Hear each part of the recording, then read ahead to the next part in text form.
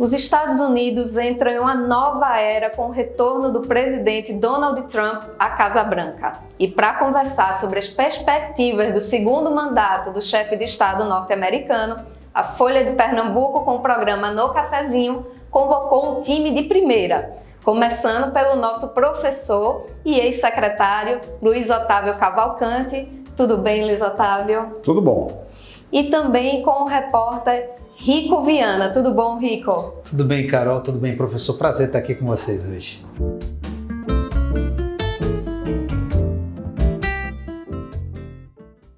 Prazer estar aqui com vocês também. E, professor, a gente queria começar essa conversa falando sobre esse mandato de Trump, que já começou fazendo barulho, né? Já assinou uma série de decretos retirando os Estados Unidos do Acordo de Paris. A gente pode falar que os Estados Unidos estão entrando realmente numa nova era, e o que esperar dessa nova era? Veja, eu penso que trata-se de um tempo novo, realmente. E se a gente observar que o governo Trump, ele dentro de um contexto histórico, ele diverge do pensamento mais contemporâneo, porque se a gente analisar, se a gente avaliar as linhas civilizatórias, a gente teve a Revolução Francesa, a gente teve a evolução dos direitos civis, depois dos direitos sociais, depois dos direitos humanos. Depois da Primeira e da Segunda Guerras, a gente teve uma evolução na geopolítica mundial, do ponto de vista do concerto entre as nações. E todo esse conjunto de fatos leva sempre ao princípio da equidade, ao princípio do respeito.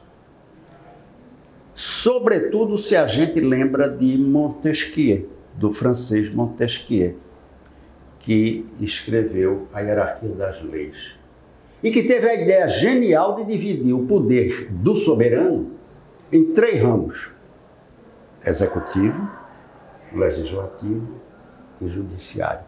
Então, essa simetria, esse equilíbrio entre os poderes, esse equilíbrio entre as nações e esse equilíbrio entre as pessoas é uma nota contemporânea, é um sinal de contemporaneidade. Ora, o que o presidente Trump tem feito é o contrário disso. Ele vem para romper, né? E para desequilibrar. Ele rompe com uma certa linha contemporânea de equilíbrio entre nações, entre pessoas e entre instituições, para fazer prevalecer o quê? Num primeiro momento, eu observo que ele rompe o equilíbrio político entre os poderes, porque ele avança sobre algumas atribuições que não são do executivo. E já houve um juiz em Nova York que revogou uma de suas medidas relacionadas com o jus soli, que é aquele direito que as pessoas têm, que os nascituros têm, de adquirirem a cidadania americana no lugar onde nasceram. Então, desequilíbrio político.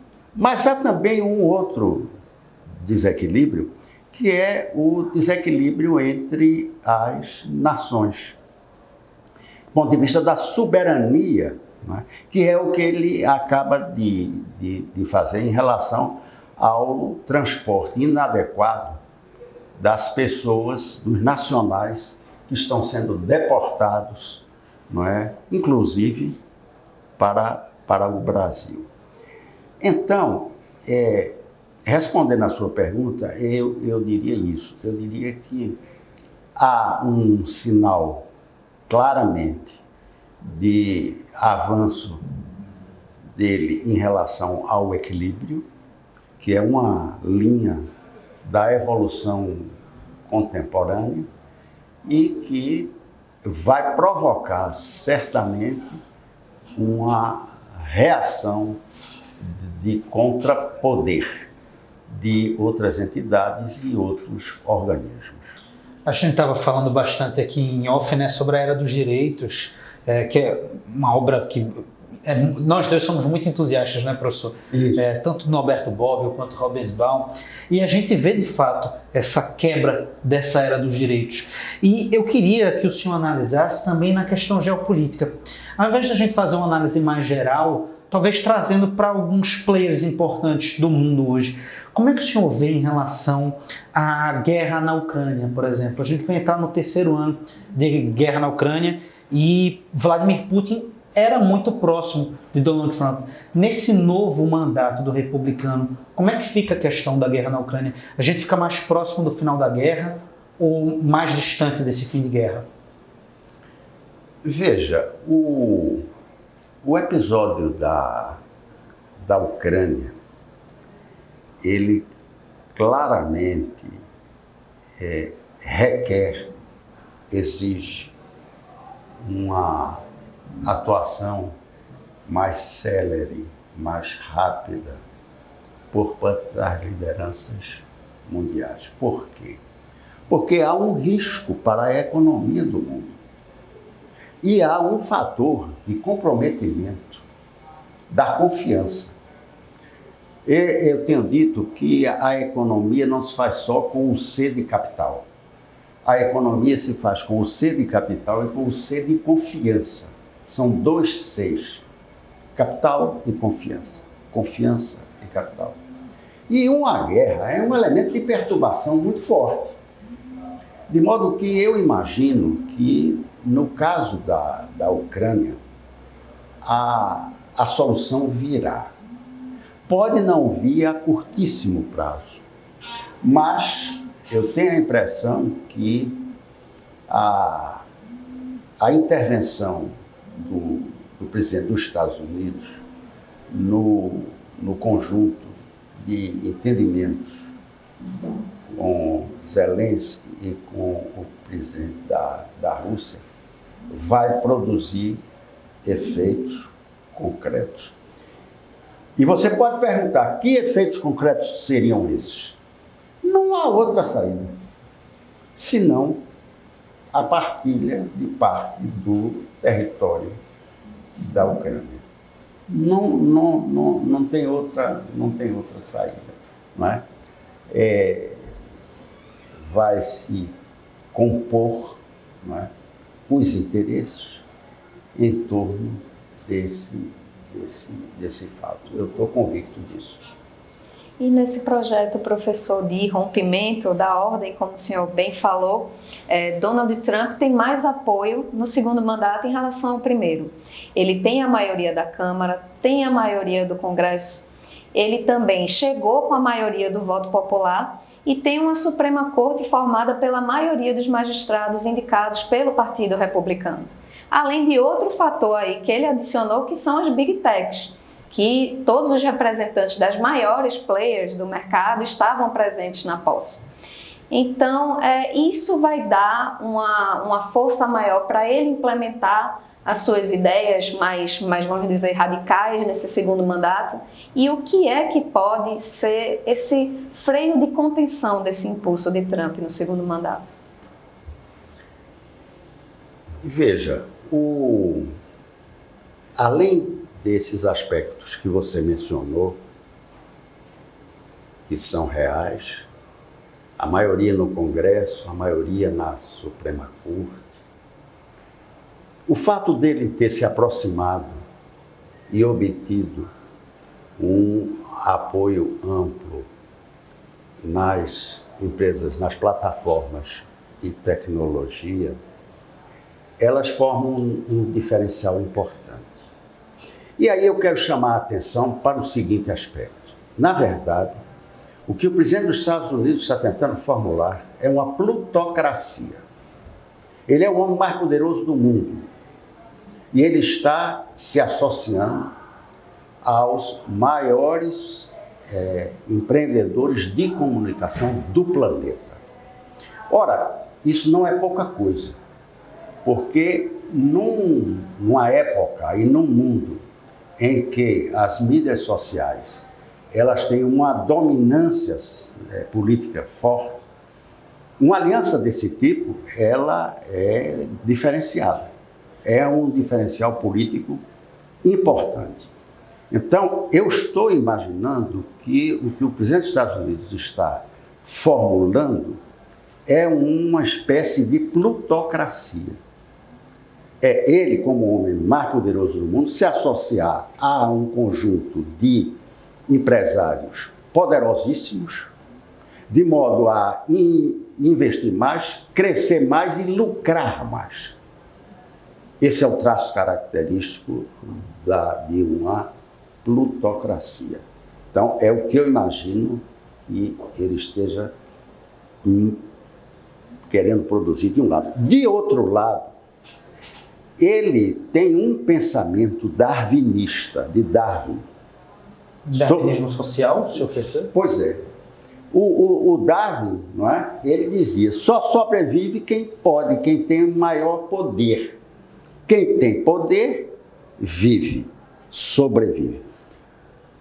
É o que está acontecendo em relação às medidas que o presidente está tomando.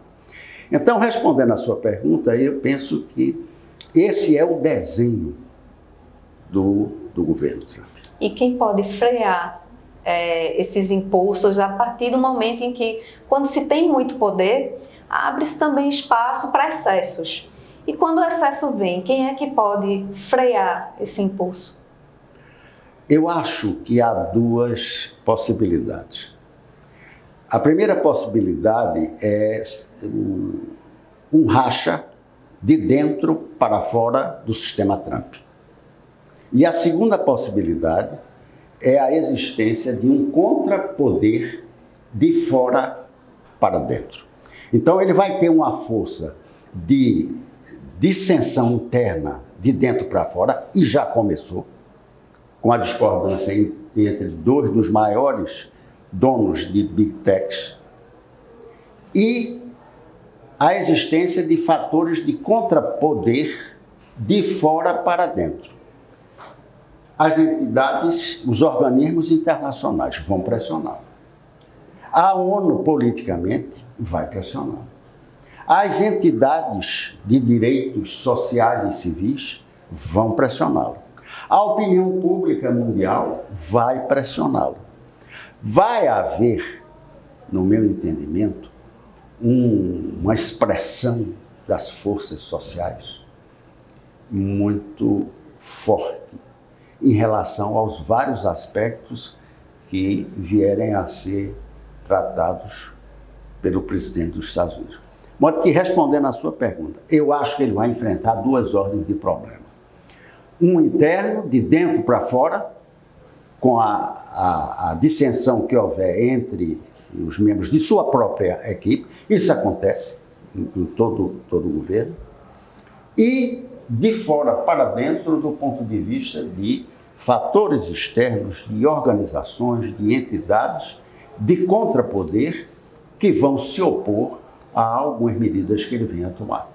Falando um pouco de simbolismo, professor, porque a posse de Donald Trump foi simbólica. Tiveram muitos elementos simbólicos ali, e um deles foi George Bush, que não aplaudiu o discurso de Donald Trump. Bush, que sempre foi visto como uma figura muito à direita nos Estados Unidos, só que essa linha de centro moveu tanto que Bush já não é uma figura notável da direita americana.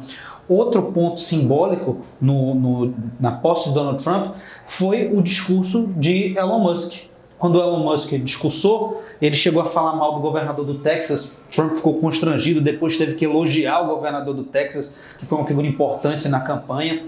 E também Elon Musk chegou a fazer um símbolo nazista durante um suposto símbolo nazista durante a apresentação. E a gente sabe que Donald Trump tem apoio de grupos notoriamente fascistas, como o Proud Boys e diversos outros pequenos grupos ali dentro dos Estados Unidos. Até que ponto isso é visto como uma piada, algo para ser disruptivo, para poder provocar, ou de fato há um elemento ali de extrema-direita dentro do governo? Política é símbolo, não é? Política é emblema, né? Tanto que você tem os lemas, você tem as bandeiras, você tem... E, sobretudo na época que a gente vive, na política, os símbolos são muito fortes. Porque nós vivemos num mundo da imagem, não é? Hoje fala-se pouco e se tem uma coisa imagética poderosíssima, não é? De modo que eu penso que o governo Trump, ele, por todo o histórico das campanhas de Trump, do candidato, e por todas as medidas que o presidente tomou e tem tomado, é um governo que chega à fronteira da ultradireita. Não é um governo de uma linha de valores republicanos, que foram aqueles valores que fundamentaram a Convenção da Filadélfia, dos Founding Fathers, de Hamilton, de Adams, de George Washington. Não é. Muito diferente, não é, daqueles ideais americanos, não é, de democracia, de participação popular, de respeito à Constituição, não é? Eu acho que o presidente Trump está muito distante daquela América. Quando ele diz que quer, não é, fazer a América grande novamente, não é, Make America Great Again, ele está produzindo, não é, um falsete. Não é? Tem nada a ver com a América grande. A América, no fundo, ela está, e eu quero acentuar isso, ela está se apequenando. No fundo, o discurso grandiloquente de Trump, ele é um discurso que, ao invés de tornar a América grande novamente, está tornando a América menor, está tornando a América pequena. Por quê? Está tornando a América menor politicamente, porque ele começa a perder peso político e substrato político no concerto das nações. Está perdendo socialmente, porque ele começa a ter a oposição de grupos sociais importantes ao redor do mundo. Está perdendo economicamente, porque com a política de elevar a taxação dos produtos, não é, que chegam nos Estados Unidos, ele terá necessariamente a resposta dos demais países. A gente vê que os Estados Unidos, eles ficaram menores. Eles não cresceram. Muito ao contrário. Ele está dentro de uma conflagração política, ele está dentro de uma distopia social e ele está dentro de um dilema econômico de tornar a economia uma arena ou um espaço de convergência de negócios. A gente poderia falar também, professor, sobre a relação dos Estados Unidos com outros países, né? A gente viu recentemente a discussão pública do presidente da Colômbia, Gustavo Petro, com Donald Trump. A Colômbia que sempre foi uma grande aliada, né? E o Brasil também, que pediu explicações ao governo americano sobre os imigrantes brasileiros que vieram para o Brasil algemados nas mãos, nas pernas, alguns que até relataram agressões de agentes americanos. Como é que fica o Brasil com os Estados Unidos e esse problema da América Latina com os Estados Unidos pode fortalecer o BRICS? Veja, a América Latina não tem sido prioridade na política externa americana. Não é agora que a América Latina vai se tornar essa prioridade. Agora, com relação ao Brasil, é preciso a gente destacar um aspecto que eu considero relevante, que é o profissionalismo do Itamaraty. Quando não se coloca a política dentro do Itamaraty, o Itamaraty sempre se sai bem. Porque o Itamaraty tem um quadro, um corpo de diplomatas da mais alta capacidade, da mais alta qualificação. E eles têm uma experiência enorme, com uma tradição muito grande de experiências internacionais. Então, do ponto de vista da atuação profissionalizada do Itamaraty, a gente pode esperar uma capacidade imaginativa grande para contornar problemas. De outra parte, não se faz hoje, no mundo globalizado, diplomacia sem negócios, sem comércio. E o conjunto de laços comerciais, econômicos entre o Brasil e os Estados Unidos é grande. Então, eu penso, respondendo à sua pergunta, que apesar de todo o ruído que o discurso do presidente americano possa trazer, vai se manter um núcleo fundamental de interesses recíprocos entre Brasil e Estados Unidos para preservar a continuidade de negócios que, afinal de contas, são do interesse comum dos dois países. Professor, a conversa está muito boa, a gente poderia passar realmente horas aqui falando sobre o governo Trump e os seus reflexos, mas enfim, o tempo acabou. Hoje o senhor viu que eu trouxe o cafezinho, viu? Cumpri minha promessa de campanha aqui, então a conversa foi bastante quente, né, em relação ao governo Trump, mas a gente fica aqui nessa edição. Queria agradecer ao professor pela sua presença, pela sua sabedoria. Obrigada, professor. É um prazer. E obrigada, Rico, pela sua presença aqui com contribuições e com reflexões super importantes. Prazer enorme estar ao lado de vocês dois. A gente fica até mais inteligente, né, professor? Sai mais inteligente do papo. Fica por osmose, né? É verdade. Vai aprendendo por osmose. E para você, até a próxima.